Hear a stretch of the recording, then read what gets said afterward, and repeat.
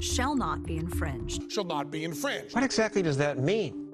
So it's only 27 words long, but it is probably the most cryptic part of the United States Constitution. It's hard to know what the connection is between the two phrases in the Second Amendment. One of them seems to announce a collective right, and the second an individual one. And knowing how they are connected is the key to understanding the Second Amendment.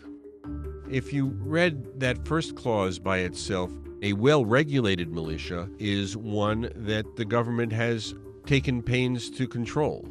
American riflemen are the best riflemen in the world because the training they get is the best in the world. You would think the Second Amendment protects a collective right to keep and bear arms, which is how it was understood for a long, long time in the history of the United States. The second clause cuts in a different direction. If you read this by itself, it would seem to say you have a personal right to keep and bear arms. However, when the Constitution speaks of the right of the people, it sometimes speaks in a more collective sense rather than individual. Let me discuss for a second to keep and bear arms. Most scholars agree that to keep arms is something you do as an individual, but to bear arms has more of a military flavor. What precisely the framers meant by arms is the subject of a lot of dispute.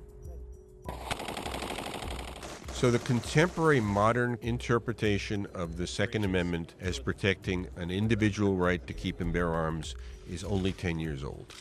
In that case, the Supreme Court struck down what was probably the toughest gun control law in the nation in Washington, D.C. We hold that the Second Amendment guarantees an individual right to have and use arms for self-defense in the home.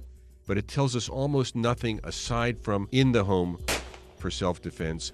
And since then, the Supreme Court has ducked case after case after case that could refine and elaborate the scope of the Second Amendment to tell us, for instance, is there a right to bear arms in public? Are concealed carry laws okay?